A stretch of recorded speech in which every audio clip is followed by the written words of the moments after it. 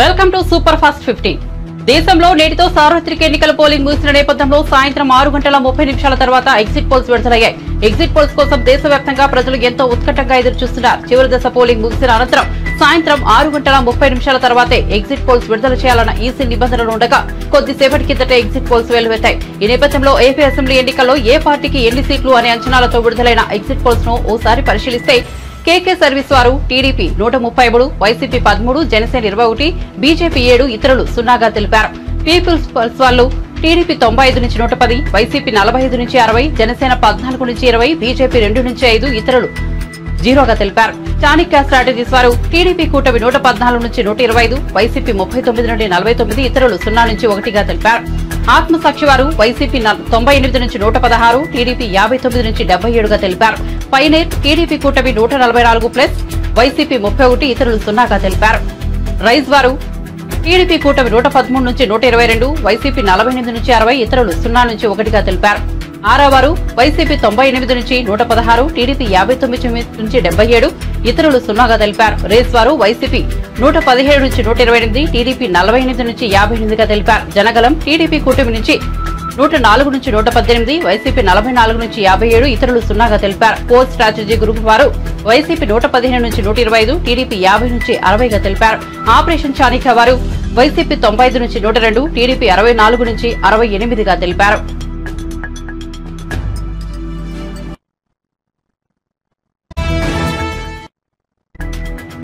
కాంగ్రెస్ 6 నుంచి 8, బీజేపీ 8 నుంచి 10 సీట్లు గెలుచుకోవచ్చునన్న ఇండియా టీవీ సిఎస్ఐఎక్స్ సర్వే కాంగ్రెస్ 8 వరకు, బీజేపీ 9 సీట్ల వరకు గెలుచుకోవచ్చునన్న తెలిపింది.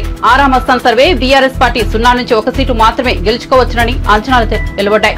తెలంగాణలో బీజేపీ అత్యధిక స్థానాలు గెలుచుకుంటుందని వివిధ ఎగ్జిట్ పోల్ సర్వే ఫలితాలు వెల్లడిస్తున్నాయి. బీజేపీ 7 నుంచి 12 సీట్ల మధ్య, కాంగ్రెస్ పార్టీ 5 నుంచి 8 సీట్ల మధ్య గెలుచుకోవచ్చునని అంచనా వేస్తున్నాయి. బీఆర్ఎస్ 0 లేదా 1 మాత్రమే గెలుచుకోవచ్చునని ఎగ్జిట్ పోల్స్ ఫలితాలు చెబుతున్నాయి. హైదరాబాద్ స్థానాన్ని మజ్లిస్ పార్టీ గెలుచుకోనుందని అంచనా వేస్తున్నాయి. వివిధ ఎగ్జిట్ పోల్ సర్వే ఫలితాలు ఇలా ఉన్నాయి. ఇండియా టీవీ సిఎన్ఎక్స్ సర్వే వారు కాంగ్రెస్ 6 నుంచి 8, బీఆర్ఎస్ 0 నుంచి 1, బీజేపీ 8 నుంచి 10, మజ్లిస్ 1గా తెలిపారు. జనకీబాద్ సర్వే వారు కాంగ్రెస్ 7 నుంచి 8, బీఆర్ఎస్ 0 నుంచి 1, బీజేపీ 9 నుంచి 11, మజ్లిస్ వారి 1గా తెలిపారు. న్యూస్ మినిట్ సర్వే వారు కాంగ్రెస్ 2, బీఆర్ఎస్ 0 నుంచి 1, బీజేపీ 8 నుంచి 12, మజ్లిస్ వారు 1గా తెలిపారు. ఏబీపీ సర్వే వారు కాంగ్రెస్ 7 నుంచి 9, బీజేపీ 7 నుంచి 9, ఇతరులు 1గా తెలిపారు. ఆరాం అస్సాం సర్వే కాంగ్రెస్ 7 నుంచి 8, బీఆర్ఎస్ 0, బీజేపీ 8 నుంచి 9, మజ్లిస్ వారు 1గా తెలిపారు. న్యూస్ 18 సర్వే వారు కాంగ్రెస్ 5 నుంచి 8, బీజేపీ 7 నుంచి 10, ఇతరులు 3 నుంచి 5గా తెలిపారు. TV9 exit poll survey Congress 8, BJP 7, Majlis 1, ఇతరులు 1గా తెలిపారు. సెంట్రల్ ఫర్ పాలిటిక్స్ వారు అండ్ పాలసీ స్టడీస్ సర్వే వారు కాంగ్రెస్ 8 నుంచి 9, బీజేపీ 7 నుంచి 8, మజ్లిస్ 1, బీఆర్ఎస్ 0గా తెలిపారు.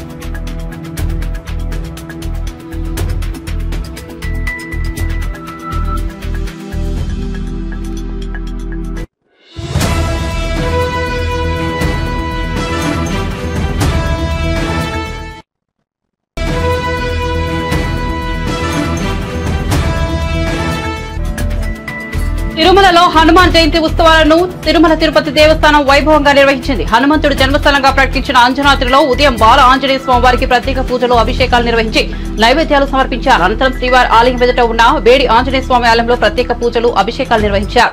జపాలి తీర్థంలోని హనుమంతుడికి అభిషేకాలు, నివేదికలు నిర్వహించారు. జపాలిలోని హనుమంతుడికి టీటీడీ తరఫున ఈవో ధర్మారెడ్డి పట్టు వస్త్రాలు సమర్పించారు. మొదటి ఘాట్లోని 7వ మైల్ రాయి వద్ద ప్రసన్న ఆంజనేయ స్వామి వారికి పూజలు చేశారు. తిరుమలలో ఈ నెల 5 వరకు హనుమాన్ జయంతి ఉత్సవాలకు టీటీడీ ఘనంగా నిర్వహించనుంది.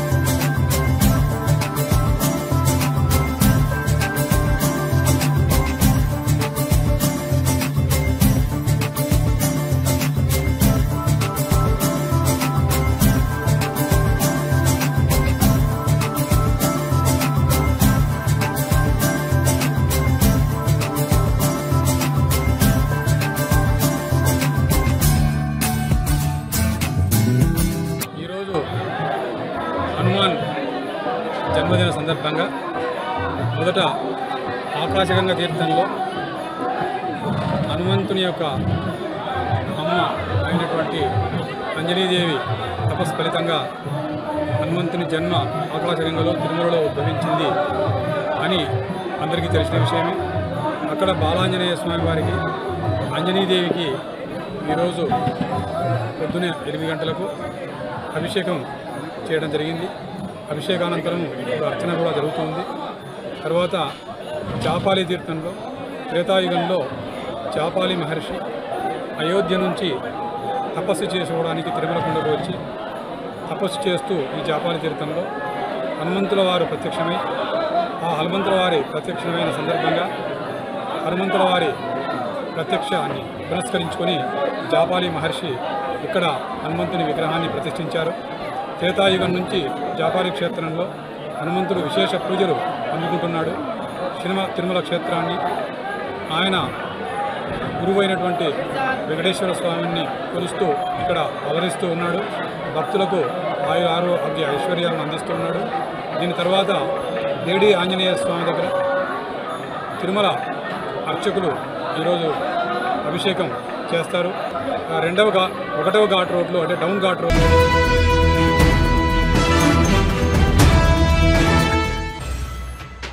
ఎన్నికల కౌంటింగ్ తరహాలోనే ఎగ్జిట్ పోల్స్ కూడా ఎంతో ఆసక్తి రేకెత్తిస్తుంటాయి. ఒక్కోసారి ఎగ్జిట్ పోల్స్ నిజమవుతుంటాయి, ఒక్కోసారి గురి తప్పుతుంటాయి.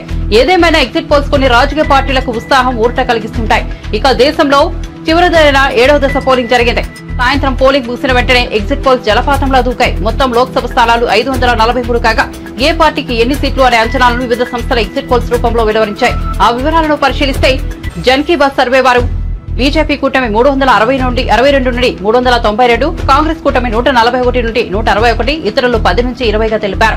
న్యూస్ నేషన్ వారు బీజేపీ కూటమి 340 నుండి 378, కాంగ్రెస్ కూటమి 153 నుంచి 169, ఇతరులు 21 నుంచి 23గా తెలిపారు. టైమ్స్ నౌ వారు బీజేపీ కూటమి 353 నుంచి 368, కాంగ్రెస్ కూటమి 118 నుంచి 133, ఇతరులు 43 నుంచి 48గా తెలిపారు. ఇండియా న్యూస్ డి టైమ్స్ వారు బీజేపీ కూటమి 371, కాంగ్రెస్ కూటమి 125, ఇతరులు 47గా తెలిపారు. రిపబ్లిక్ పీమార్క్ వారు బీజేపీ కూటమి 359, కాంగ్రెస్ కూటమి 154, ఇతరులు 30గా తెలిపారు. రిపబ్లిక్ భారత్ మ్యాట్రిక్స్ బీజేపీ కూటమి 353 నుంచి 368, కాంగ్రెస్ కూటమి 118 నుంచి 133, ఇతరులు 43 నుంచి 48గా తెలిపారు. దైనిక్ భాస్కర్ బీజేపీ కూటమి 281 నుంచి 350, కాంగ్రెస్ కూటమి 145 నుంచి 201, ఇతరులు 33 నుంచి 49గా తెలిపారు.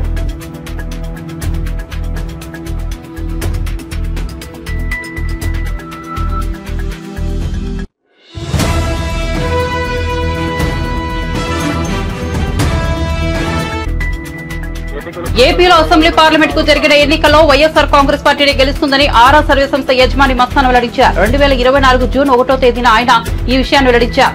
ఏపీలో హోరాహోరీగా సాగిన పోలింగ్ లో వైసీపీదే ఆధిక్యమని ఈ విషయం 22 రోజుల పరిశీలన తర్వాత అంచనాకు వచ్చినట్లు వెల్లడించారు.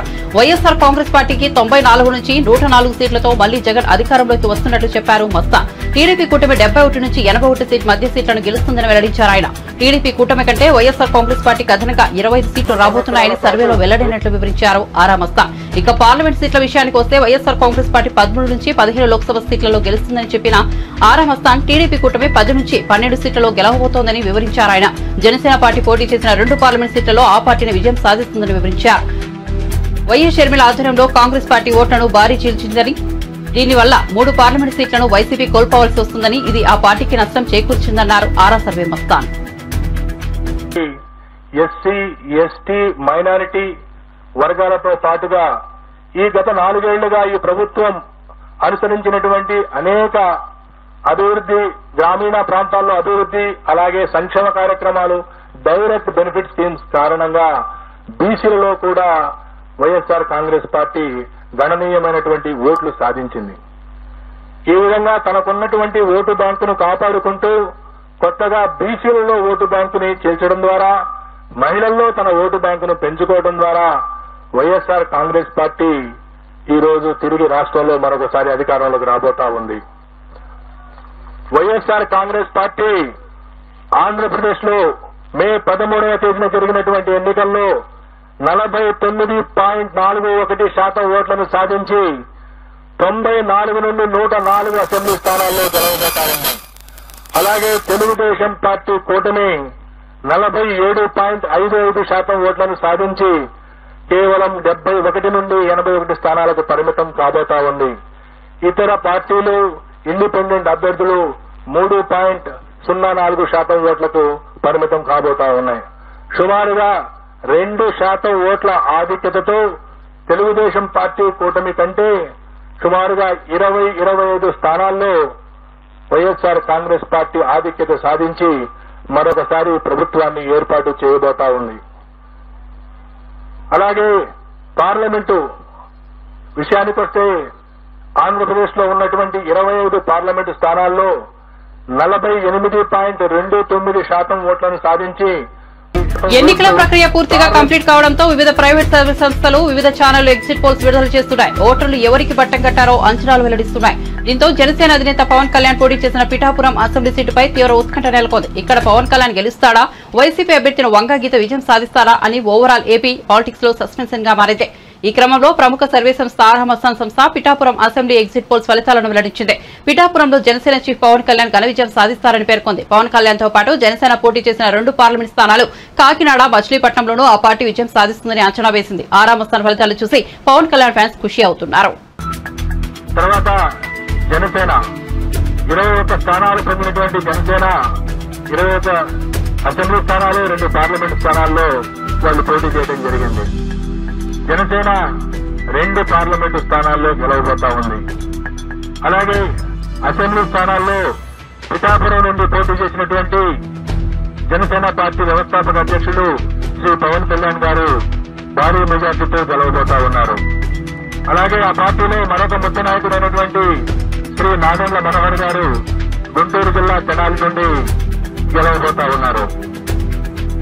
తర్వాత తెలుగుదేశం పార్టీ విషయానికి వస్తే తెలుగుదేశం పార్టీ అధ్యక్షులు రాష్ట్ర మాజీ ముఖ్యమంత్రి నారా చంద్రబాబు నాయుడు గారు కుప్పం నియోజకవర్గం నుండి భారీ మెజార్టీతో గెలవబోతా ఉన్నారు. అలాగే వారి తనయుడు మాజీ మంత్రి శ్రీ నారా లోకేష్ మంగళగిరి నుండి గెలవబోతా ఉన్నారు. అలాగే శ్రీ నందమూరి బాలకృష్ణ గారు హిందూపురం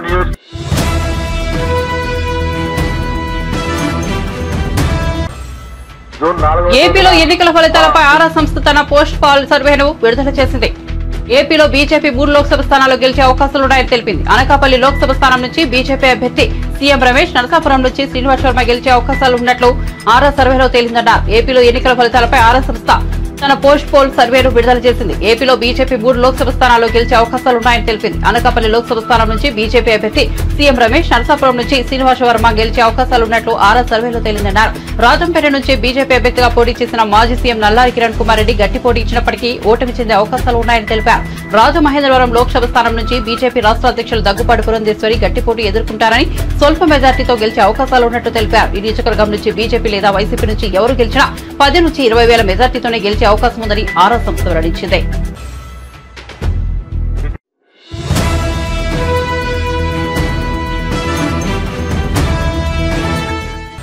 ఆంధ్రప్రదేశ్ లో కూటమి ప్రభుత్వం అధికారంలోకి రావాలని పిఠాపురంలో జనసేన అధినేత పవన్ కళ్యాణ్ అఖండ మెజార్టీతో విజయం సాధించాలని ఆ పార్టీ కార్యకర్త ప్రత్యేక పూజలు చేస్తున్నారు. జనసేన కార్యకర్త ఈశ్వర్ తిరుమల జాపాలి తీర్థానికి పొర్లుదండాలతో వెళ్లి మొక్కులు చెల్లించారు. హనుమాన్ జయంతి సందర్భంగా ఆకాశగంగా జలాశయం మెట్టు నుండి జాపాలి తీర్థానికి పొర్లుదండాలతో వెళ్లి స్వామివారిని దర్శించుకున్నారు. హనుమాన్ జయంతి సందర్భంగా జనసేన పార్టీ అధ్యక్షులు శ్రీ పవన్ కళ్యాణ్ గారు పిఠాపురంలో భారీ మెజార్టీతో గెలవాలని ఈ పులిదండాల కార్యక్రమం చేస్తున్నాను. ఆ జపాలి ఆంజనేయ స్వామి కృపా కటాంశాలు ఎల్లప్పుడూ ఉండాలని, ఆరోగ్యంగా ఉండాలని, అదేవిధంగా కూటమి ప్రభుత్వం ఏర్పడాలని ఆంజనేయ స్వామిని వేడుకుంటున్నాను.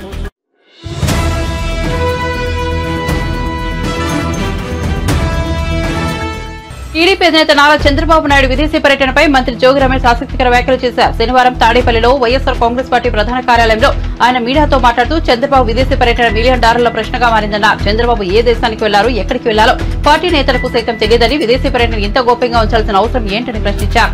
ఎన్నికల్లో దోచుకున్న డబ్బులు దాచుకోవడానికి వెళ్లారు కనుకే ఇంత సీక్రెట్ గా ఉంచారని ఆరోపించారు. ఆయన విదేశీ పర్యటన. చంద్రబాబు నాయుడు విదేశాలకు వెళ్ళాడు. 10 రోజుల తర్వాత తిరిగి వచ్చాడు. చంద్రబాబు నాయుడు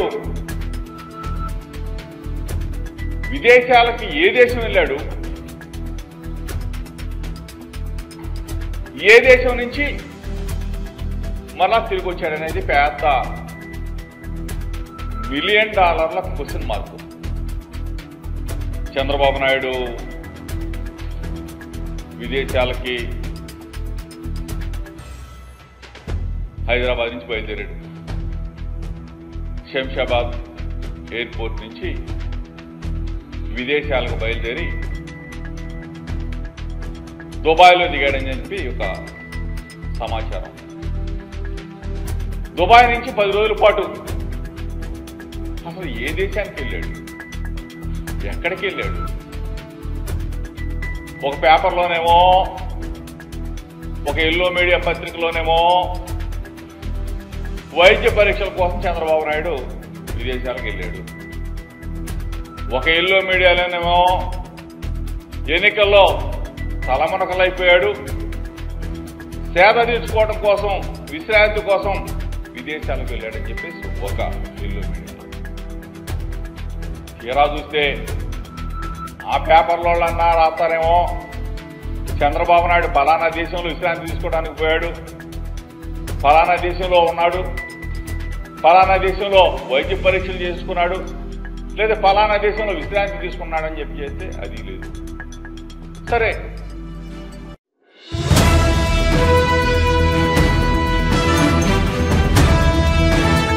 తెలంగాణ రాష్ట్ర ఆవిర్భావ దశాబ్ది ఉత్సవాలకు అనారోగ్య కారణాలతో కాంగ్రెస్ అగ్రనేత సోనియా గాంధీ హాజరు కాలేకపోతున్నారని వి హనుమంతరావు అన్నారు. శనివారం ఆయన మీడియాతో మాట్లాడుతూ 1969 ఉద్యమం కొత్తగూడెం ఖమ్మంలో పవర్ ప్లాంట్ లో ప్రారంభమైందని, ఆ ఉద్యమంలో అనేక మంది పాల్గొన్నారని తెలిపారు. లేక్ వ్యూ గెస్ట్ హౌస్ లో సోనియా గాంధీకి 42 మంది ఎమ్మెల్యేల సంతకాలతో వినతిపత్రం అందజేసి ఆంధ్ర పెద్దతనంతో ఉండలేమని చెప్పామని విహెచ్ గుర్తు చేశారు. పార్లమెంట్ లో తెలంగాణ బిల్లుకు ఆంధ్ర ఎంపీలు అడ్డుపడుతున్నప్పటికీ గట్టిగా పోరాడామని అన్నారు.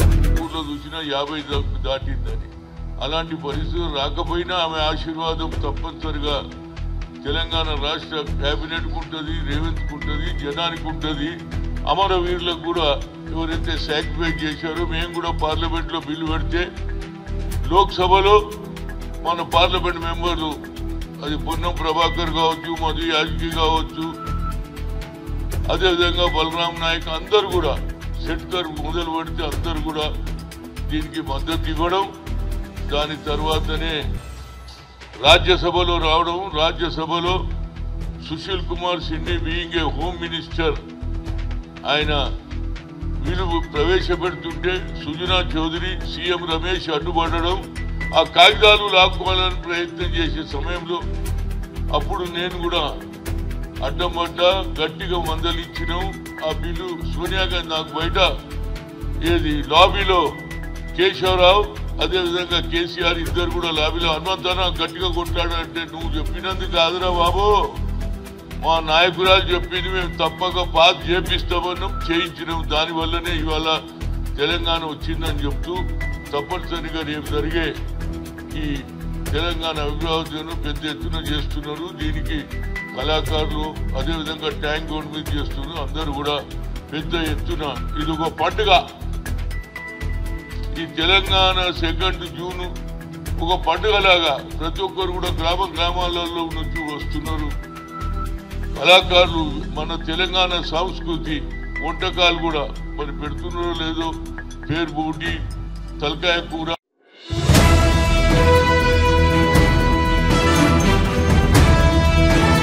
విశాఖ భూముల వ్యవహారంలో సీఎస్ జవహర్ రెడ్డి పేరు వినిపిస్తున్న నేపథ్యంలో టీడీపీ పొలిట్ బ్యూరో సభ్యుడు వర్లరామయ్య మీడియా సమావేశం ఏర్పాటు చేసి తీవ్రస్థాయిలో ధ్వజమెత్తారు. అధికారం అడ్డగా పేదల భూములు కొట్టేసేందుకు వైసీపీ పథక రచన చేసిందని, ఇందులో సీఎస్ జవహర్ రెడ్డి కీలక పాత్రధారిని ఆరోపించారు. 200 ఎకరాలను సీఎస్ ఆయన తనయుడు, అతడి బినామీలు కొట్టేశారని జనసేన నేత మూర్తి యాదవ్ ఆరోపణలు చేస్తే తమ తప్పు లేదని నిరూపించుకోకుండా మూర్తి యాదవ్ పై బెదిరింపులకు పాల్పడడం ఏంటని వర్లరామయ్య మండిపడ్డారు. దాదాపు 2000 కోట్ల విలువైన ఈ భూదందాపై గవర్నర్ జోక్యం చేసుకోవాలని, పూర్తిస్థాయి విచారణకు ఆదేశించాలని విజ్ఞప్తి చేశారు. సీఎస్ గా జవహర్ రెడ్డి కొనసాగితే మూర్తి యాదవ్ ప్రాణాలకు ముప్పు ఉందని వల్లరామయ్య ఆందోళన వ్యక్తం చేశారు. రూపాయల ఖరీదయ్యే భూమిని ఆయన కుమారుడు లేకపోతే ఆయన కుమారుడి పేరు మీద లేకపోతే ఆయన బినామీలో కొట్టేశారు. నా దగ్గర ఆధారాలు ఉన్నాయని చెప్పి ఒక బాధ్యత కలిగిన రాజకీయ నాయకుడు విశాఖపట్నం నుంచి మాట్లాడుతున్నాడు. నేను ఈ సందర్భంగా కొన్ని ప్రశ్నలు పాలనా యంత్రాంగానికి వేస్తూ ఉన్నా. నేను అదే మూర్తి యాదవ్ అనే ఒక కార్పొరేటర్ కావచ్చు, లేకుంటే జనసేన పార్టీ నుంచి ఒక నాయకుడు కావచ్చు, అతను ఆరోపణలు చేస్తే వేరే అధికారి మీద పాలనా యంత్రాంగం చూస్తూ ఊరుకుంటుందా? యాంటీ కరప్షన్ బ్యూరో చూస్తూ ఊరుకుంటుందా?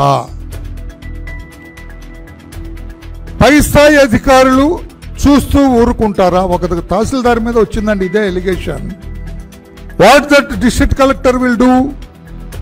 Immediately will order for an enquiry. ఏమై తహసీల్దార్ నువ్వు 600 ఎకరాలు 800 ఎకరాలు కొట్టేసావట, 2000 కోట్ల రూపాయల భూమి కొట్టేసావట, what is this nonsense? నీ ఎంక్వైరీ వేస్తున్నాను నీ మీద. అక్కడ ఎంక్వైరీ ఆఫీసర్ ముందు అటెండ్ అయ్యి నీ నిర్దోషిత్వాన్ని నిరూపించుకో.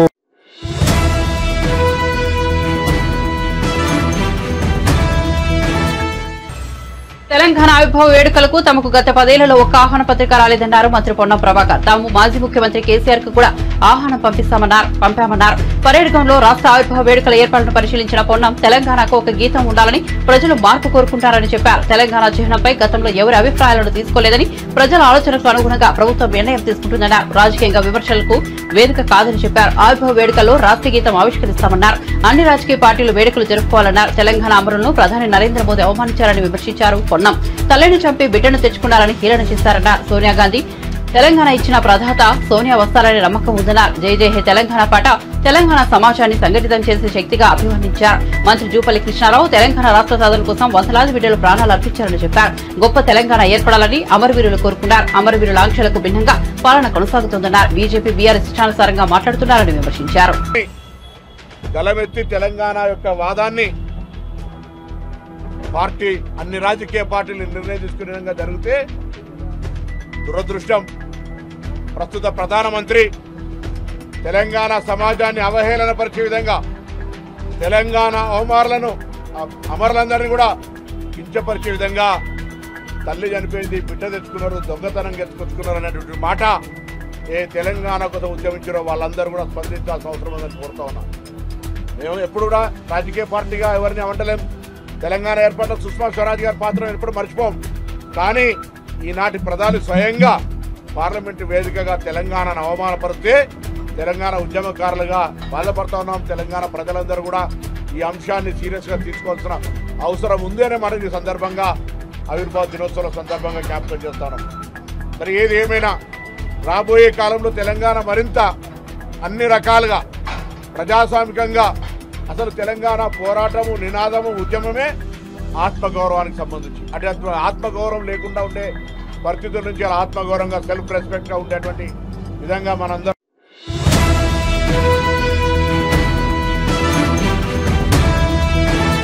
లోక్సభ ఓట్ల లెక్కింపునకు 3 ఇంచుల భద్రత ఏర్పాటు చేసినట్లు సీఈఓ వికాస్ రాజ్ అన్నారు.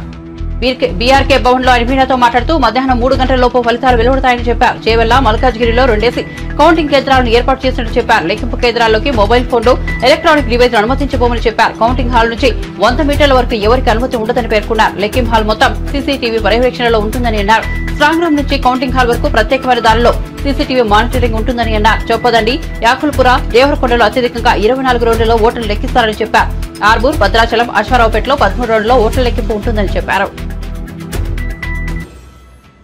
276 టేబుల్స్ పెట్టడం జరిగింది.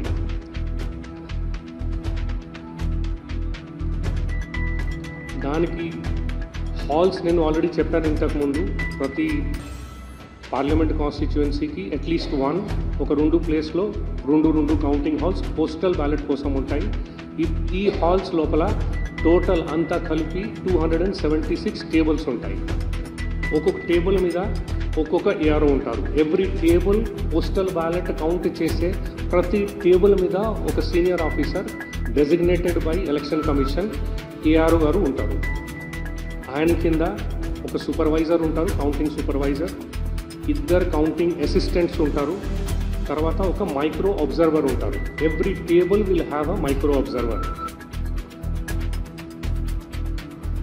సో ఇది అంతా చేసేది ఆల్మోస్ట్ 1600-1700 వరకు staff will be involved in the counting of postal ballots. తర్వాత ఈటీపీబీఎస్కి కొంత ప్రిస్క్రైబ్డ్ ప్రొసీజర్ ఉంది ఈసీఐ వారిది. అంటే ఈటీపీబీఎస్ అంటే అది ఎన్వలప్స్ వస్తాయి. ఎన్వలప్స్లో స్కానింగ్ అవి అంతా.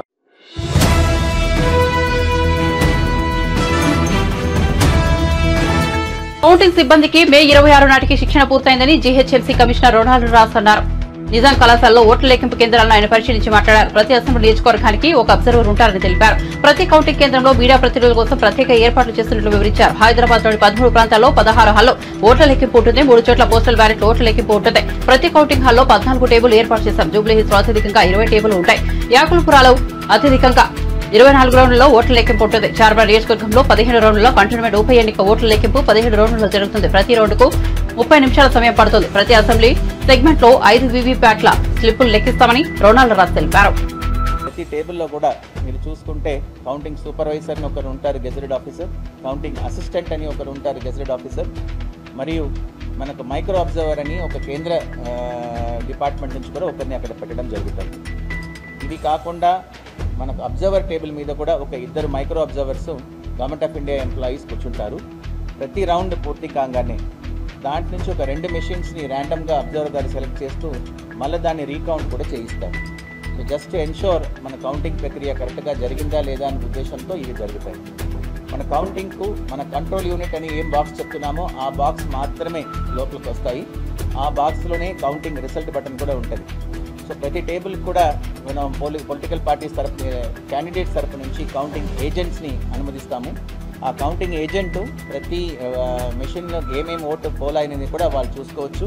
వాళ్ళు మళ్ళీ దాన్ని నోట్ కూడా చేసుకోవచ్చు. అలాగే ఇక్కడ పోస్టల్ బ్యాలెట్ కూడా సెపరేట్గా వాళ్ళు కౌంటింగ్ ఏజెంట్ పెట్టుకుని చేసుకోవడానికి కూడా మేము వెసులుబాటు కల్పించాము. అలాగే ఈ హాల్లో మన క్యాండిడేట్ కానీ వాళ్ళ ఎలక్షన్ ఏజెంట్ కానీ మళ్ళీ ఏఆర్ఓ టేబుల్ మీద ఏమైనా కౌంటింగ్ ప్రక్రియ జరిగితే దాని మీద చూడడానికి కూడా మన ఎలక్షన్ మన పొలిటికల్ పార్టీ వాళ్ళకు క్యాండిడేట్స్ కూడా అనుమతి ఇవ్వడం జరుగుతుంది. సో అన్ని రంగాల్లో కూడా we are prepared for the purpose of counting. 4వ తారీఖు ఈ కౌంటింగ్ ప్రక్రియ అనేది చాలా సాఫీగా పీస్ఫుల్గా చేయడానికి.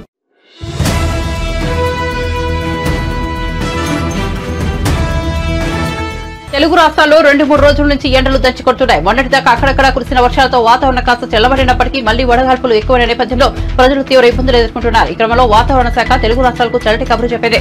తెలుగు రాష్ట్రాల్లోకి రుతుపవనాలు వచ్చేస్తున్నాయని తెలిపింది. ఏపీలో ప్రవేశిస్తాయని, జూన్ 10న తెలంగాణలో ప్రవేశిస్తాయని తెలిపింది వాతావరణ శాఖ. ఏపీలో మొదటి రాయలసీమలో రుతుపవనాల ప్రభావం చూపిస్తుందని, ఆ తర్వాత రాష్ట్రమంతా విస్తరిస్తాయని తెలిపింది. తెలంగాణలో జూన్ 10 నుంచి ప్రవేశించి రాష్ట్రమంతటా విస్తరిస్తాయని తెలిపింది వాతావరణ శాఖ. జూన్ 2 నుంచి ఏపీలో వర్షాలు కురిసే అవకాశం ఉందని, అప్పటిదాకా వాతావరణం పొడిగా ఉంటుందని తెలిపింది. దక్షిణ కోస్తాలో వడగాలులు కొనసాగుతాయని, అక్కడక్కడ ఓ మోస్తరు నుంచి భారీ వర్షాలు కురిసే అవకాశం ఉందని తెలిపింది వాతావరణ శాఖ.